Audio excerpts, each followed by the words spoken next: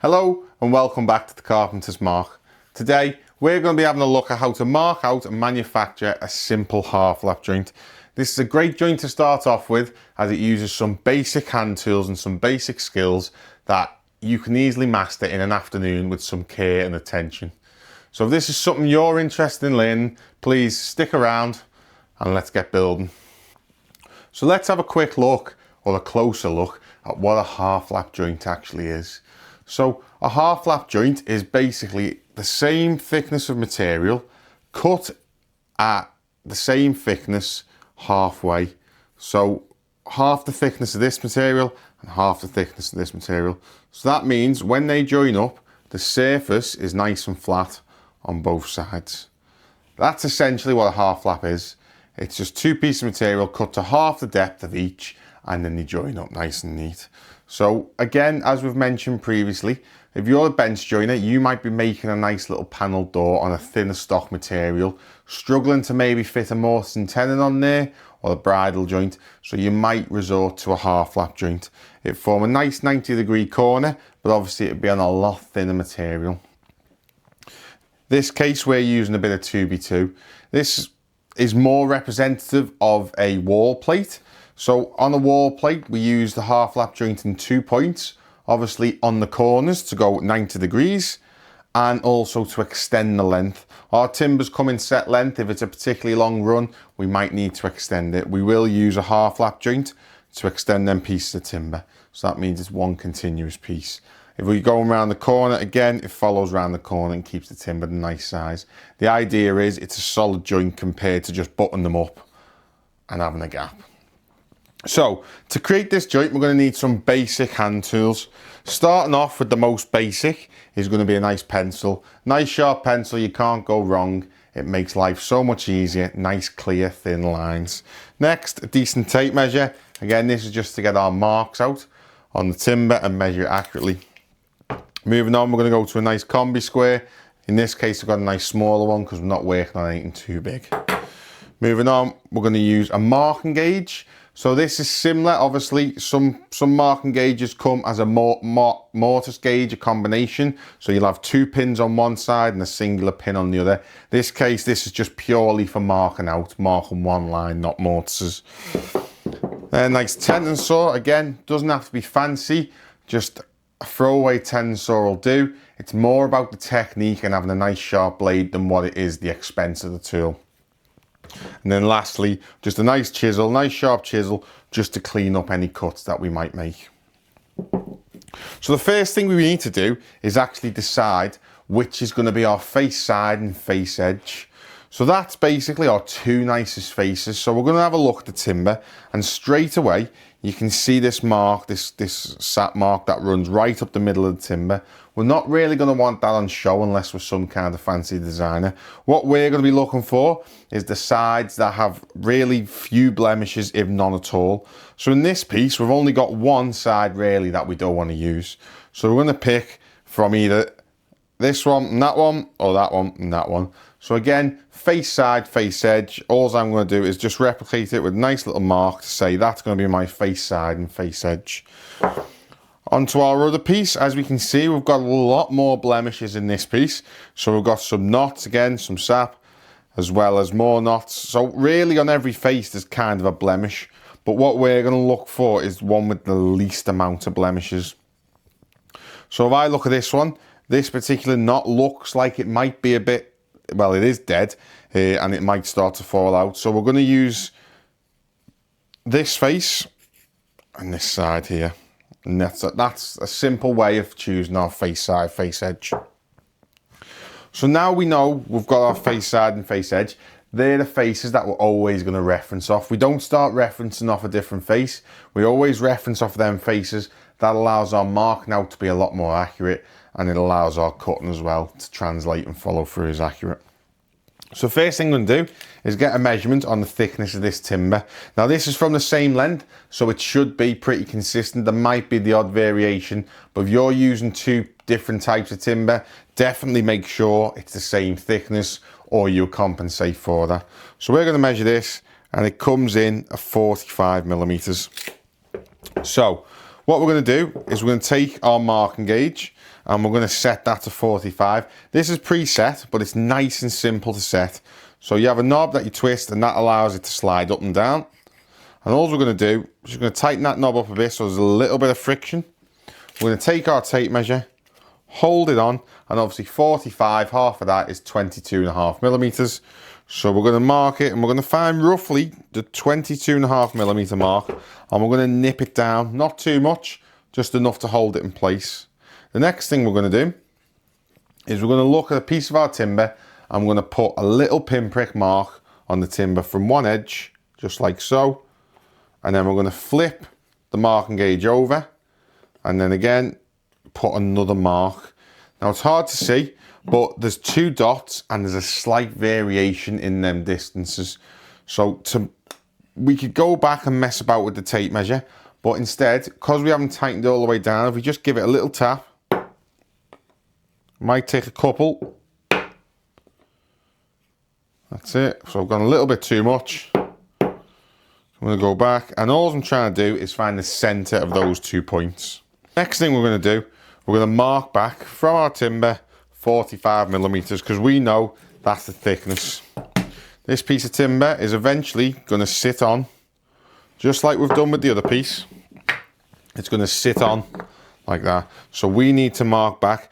Now we can use hold the edge of the timber up nice and square, nice and flush, and just mark a nice straight line. But again, we're relying on feel rather than accuracy in that point. So what I'm going to do, I'm just going to mark back 45 millimeters, and then I'm going to square that mark using my face side and face edge reference.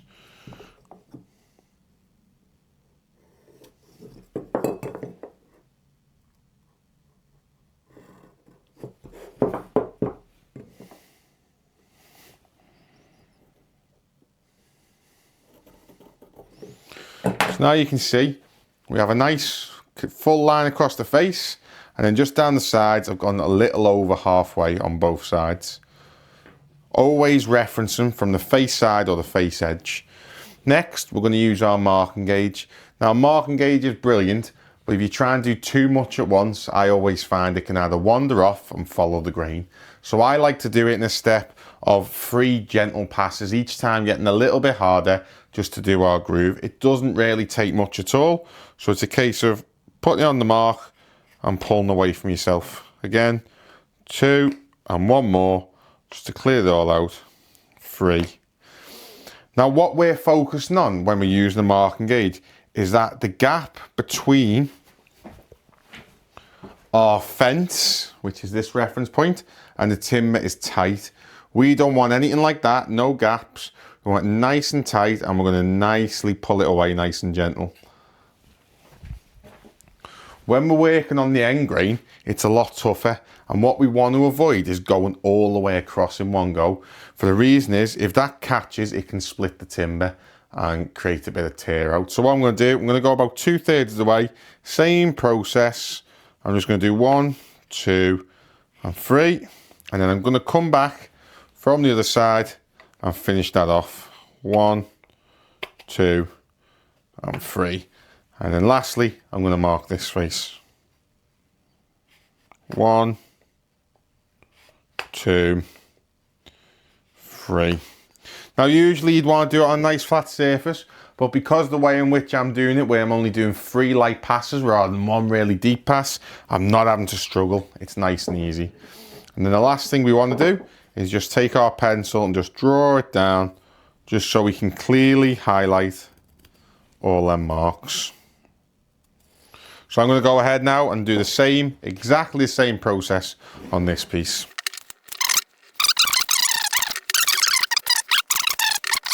I'm going to go.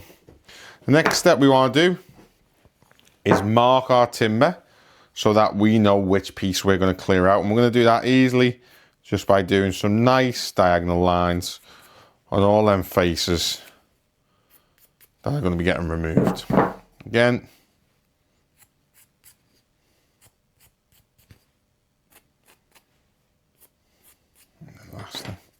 so now that's it. It's a simple step. That is it, nicely marked out and ready to go. So now what we're going to do is we're going to cut our piece of timber. Again, using a nice vice hook. I'm just going to nip that up in the vice so it's nice and snug. Not too tight. And then we're going to sit our timber against the reference fence. So when I'm doing this, I like to cut across the grain first, then with the grain, for the reason being, on the off chance that that might want to split, if I've already cut across, that split's going to stop. It's very unlikely that might happen, but if you're just starting out and you're going a bit rough, there's a good chance that it could happen. So I'm going to start off by making sure that I'm going to cut on the waist side of my line. I want to leave this line on, or cut right on it. I don't want to be cutting this side of the line because then that'll make the joint a little bit too loose. So what I'm going to do is I'm going to make sure I'm cutting to the left of the line, getting rid of all the waste. I'm going to have my thumb in a way that I use it as a reference. So that'll allow me to give myself a bit more support when the cut and I'm not just kind of wandering in thin air.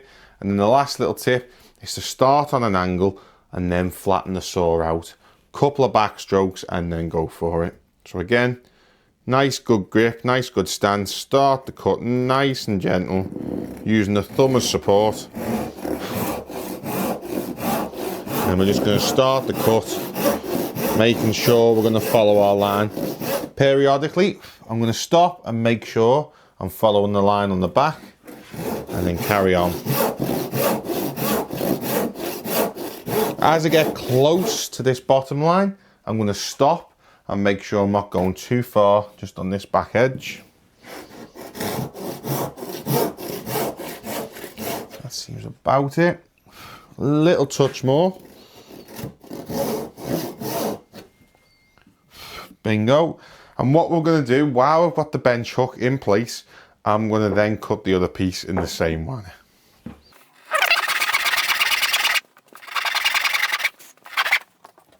Last little bit. Good stuff. So now what I'm going to do is I'm going to take the bench hook away and open the vice up just a little bit more. There we go. Now I'm going to start cutting down with the grain. Tighten it back up in the vice, making sure it's nice and secure. The way in which I'm going to approach this cut, again, is side on, nice good stance. I'm not going to try and go nice and flat. I'm going to do it on 2 angles and then finish the middle off as follows.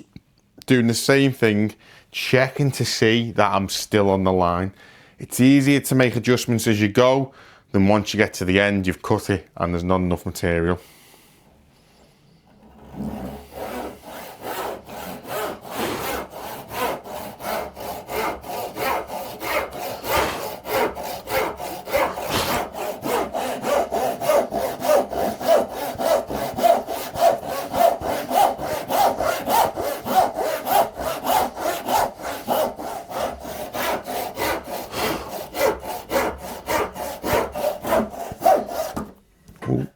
Pull too far.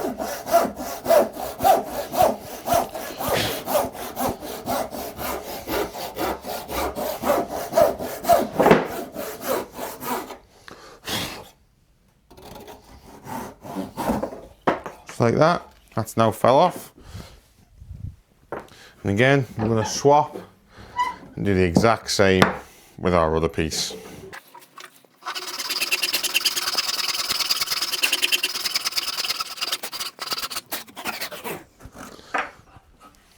Days. So the next thing we're going to do now is have a little look at our blocks, and what we can see in the corner is just a little bit of excess material where it's not quite cut from one way or the other and it's broke off. To fix that, I'm just going to put it back in the vise and take our chisel. We don't need a mallet because it's such a small amount of material. I'm going to hold it nice and flat again. You see the chisel's nice and flat on that base, and we're just going to push gently down. We're not looking for too much. A little bit of a side-to-side motion should do it. And I'm going to come in from the other side and do exactly the same.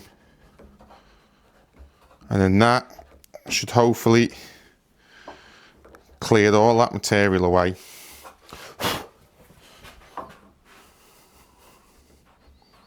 Again, we need to do it again, that's absolutely fine. A little bit of a pairing motion.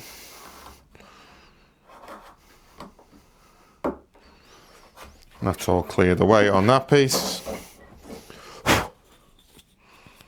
And we're going to do the exact same with our other piece.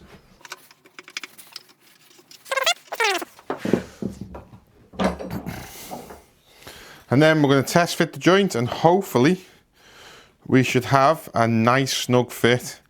What we're looking for is very minimal gap all the way around. The ends to be nice and flush, and again, very minimal gap, as you can see. Now, for example, if that one didn't quite go to plan, and say for instance that we were a little bit off where we had maybe a gap here, all we would do is we'd get our chisel and we'll come back in and we'll do what we call paring away. The main reference points are our edge. If we dip a tiny bit, 0.5 millimeter in the middle, it's never going to be seen and the glue will be adequate enough to seal that up. So what we would do in that case, if we had too much material, we'd come in and we'd just basically pare away at the material until we removed enough for that joint to fit nice and snug. As you can see there, it's nice and smooth. We're a little bit lower in the middle. And on the edges, we're nice and tight. There we go, just like that. So now we've took it right down to the pencil mark. And if you actually look, you can see just a tiny bit of the pencil mark. So again, let's have another little go. Just clearing that up. Just like that. Nice sharp chisel makes this a really easy process. And then as you can see, there's no pencil mark. So if that was proud at that point, it would now sit nice and tight against the edge. Likewise, if we had an issue with this back edge, we'd do a similar process, but we'd do it from above, depending on where the gap was. Now, as you can see, again, it comes with experience, but it is a nice, simple joint to get your head around. So that's it. Two nice half lap joints. Nice, very basic and easy joint that you can get into and start working with straight away. This is something that I think anyone with a bit of effort can easily accomplish in an afternoon. Just nice practicing, nice marking out and taking your time. That is the fundamental with all this, is one, having to go in the first place, and two, taking your time, not rushing it, and keep making micro adjustments, small improvements each time to get it to where you're happy with and a nice tight fit like that. If this video's been something that you've been interested in, please leave a comment below, like, share and subscribe. And if you would like to see any other woodworking joints explained in further detail, please let me know. There'll be a full series coming up. We're back in the workshop. We're ready to hit the ground running. It's going to be a nice summer, so stick around and thank you again for watching.